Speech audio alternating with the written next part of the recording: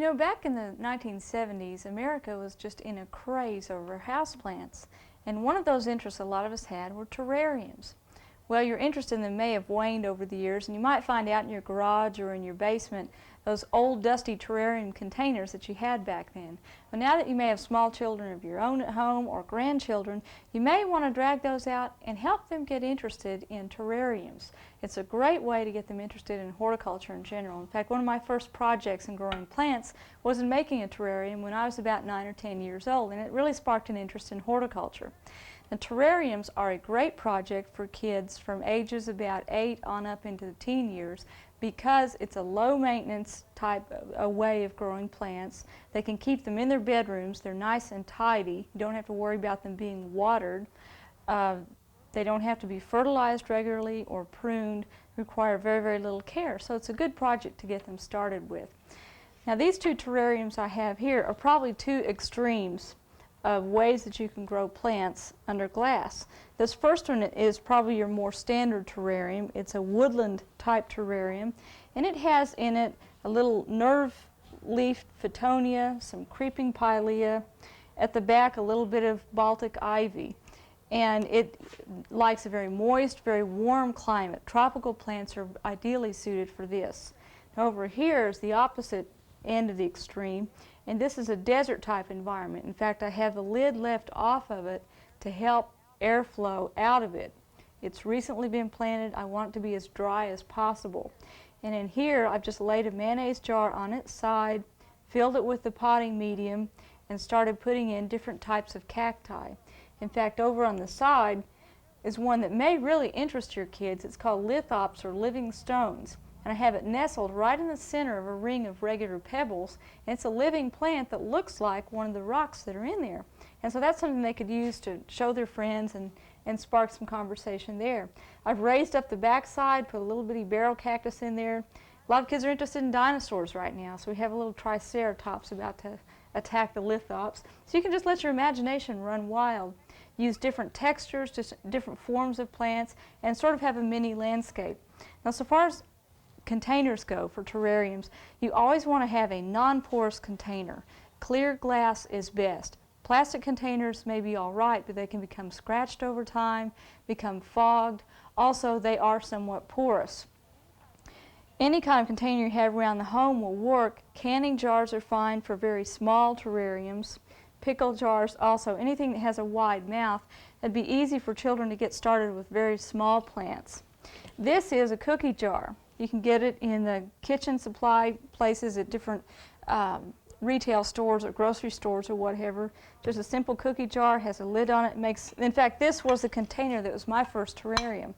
And so it's an easy way to get started and very inexpensive. This is a very simple terrarium here. And this shows you the typical layering on terrariums. Usually we start out with sand on the bottom, a layer of charcoal, a layer of potting mix, and then the plant inside and a lid on top. And we're going to make one of these from scratch over here in this aquarium. And this, if you have several kids in your household, this might be a good way to get them started because several of them can work on it at one time, and it has room to have a lot of different materials in there. Different toy favorite animals or Christmas ornaments or what have you can go in here. To get started with a terrarium such as this, first thing you want to do is layer some sand on the bottom. You want about 1 inch of sand. As you use different containers, make sure that they're washed out very well first.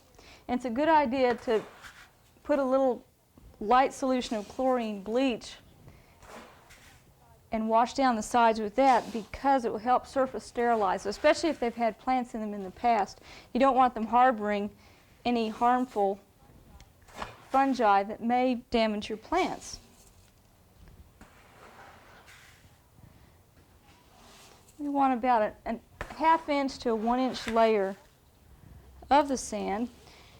The reason for this is for drainage. Now, normally in a container we would not put sand or rocks in the bottom for additional drainage, but in a terrarium it's a closed environment and we need a layer in there where air can be filtered and exchanged. So we'll layer that out.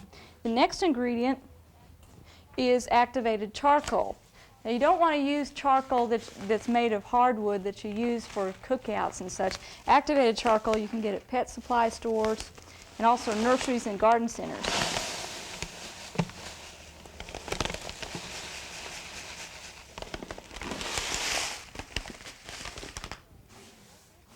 What this does is helps keep the soil sweet. It prevents a buildup of diseases, and it's also a good filtration system. The next layer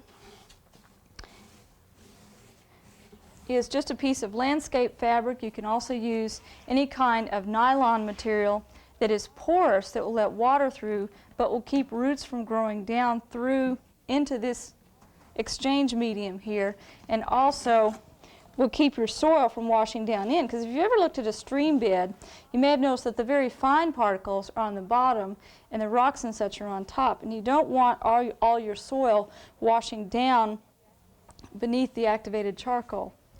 Okay, the next step is our soil medium, and this is a mixture I've mixed up on my own of 2 parts sand, 3 parts potting soil or moistened sphagnum peat moss, and then some perlite or expanded pumice put in there to lighten up the mix. Now you may be wondering where terrariums came from. They originated back in the 1820s. A doctor named Dr. Samuel Ward was a dentist in London, and the air in London in the 1820s was filthy because everyone heated their homes with coal and there was some industry going on. And he wanted to raise a chrysalis of a sphinx moth, and he wanted it to have pure air. So he put it on a stick in a jar with some soil in the bottom and closed up the glass jar. And to his surprise, the moth went ahead and hatched out, but also several plants sprung forth from the soil and grew beautifully in that enclosed chamber. And soon, among the horticulture world, plants were being transported across the ocean in what they call Wardian cases, named after Dr. Ward, and they were the first terrariums. And that was a way that they could transport plants over a long period of time and have them stay in nice, warm, protected environments and not be subject to changes in climate. They didn't have plastic bags back then, so terrariums worked out just fine. And then in the Victorian times, in this country and in Europe, terrariums were very, very popular as just a decoration in the home. Now you may be wondering, with the lid on this, how's it going to have a good exchange of air?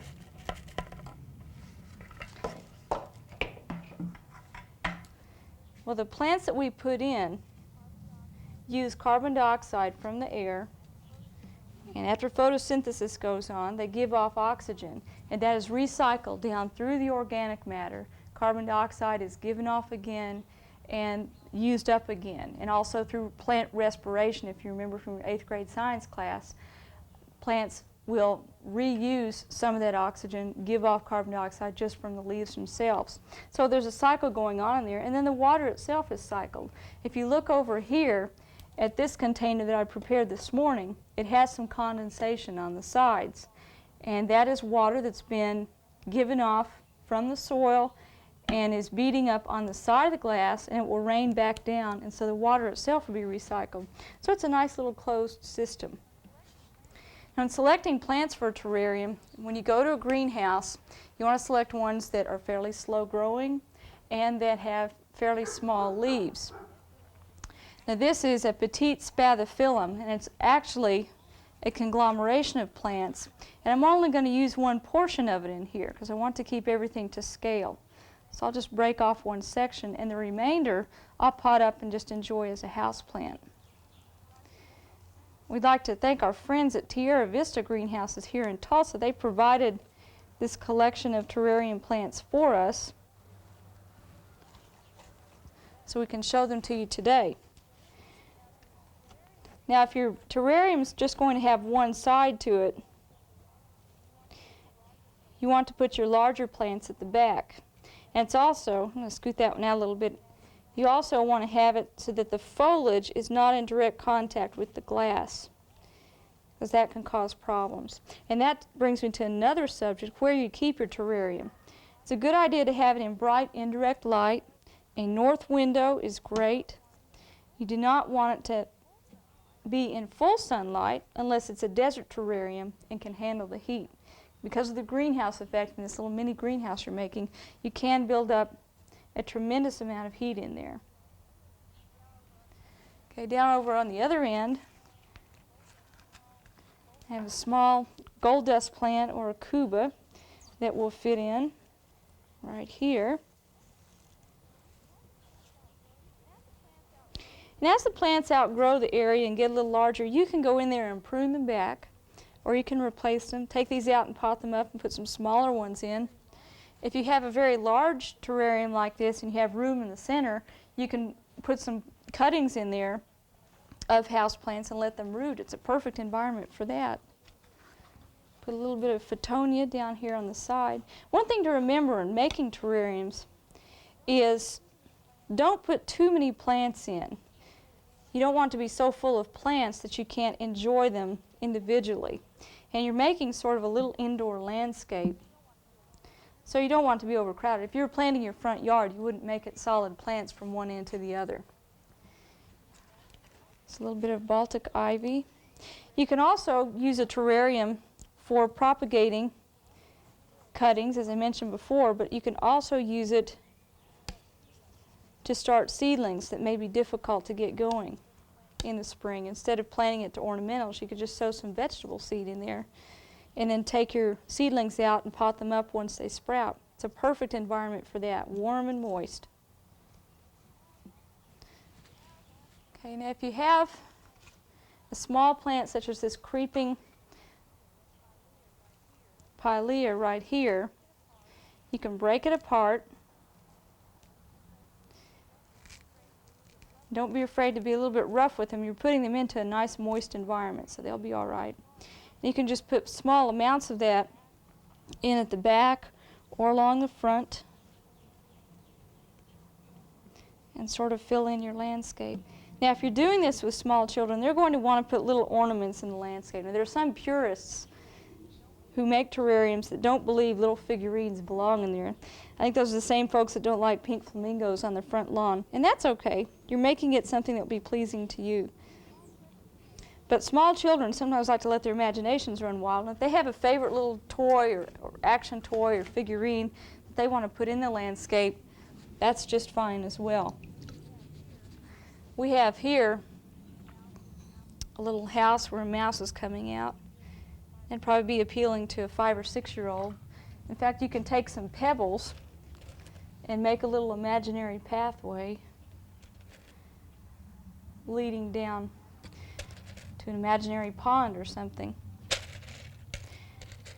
Now, these stones have been rinsed in water, washed in a mild Clorox solution, and then rinsed again in clear water to prevent introducing any harmful bacteria to the terrarium. Another interesting element to add to terrariums is driftwood, and also other little pieces of wood that you may find around your yard. You can just slip that in there and have it look like a fallen log. You can take little pieces of branches, this is off of a sycamore tree, and just slip it down in there to look like a fallen log. And then something that kids love is to put little figurines in there. This is a little porcelain hippo. He can be standing there next to those hematite rocks pretending he's drinking water out of the pond. You can do most anything you want. Just let your imagination run wild. Now, so far as maintaining a terrarium, it's very minimal. An easy way to water these plants in, if your potting mix was not moist enough initially, is to put some water in a salt shaker. And it's an easy way to evenly water it in. You can use most any kind of a shaker top, and that'll work just fine. If you're using, or if you find that your desert terrarium needs some water, for instance this one over on the side here, if it needs some moisture, rather than try to spoon water in there, I can just take some water in a spray bottle and spritz it in there. Now, it should not need it very often. Remember, a desert terrarium needs to be very dry, but you can add water that way by spraying it in. Now, if you're growing a terrarium in an odd-shaped container, say an old wine jug with a very narrow lip, you may need some special tools. Right here are some terrarium tools, And these were sold back in the early 70s. This was to snip off leaves, and here was a little scraper to scrape sand around. Here's some tongs for handling plants.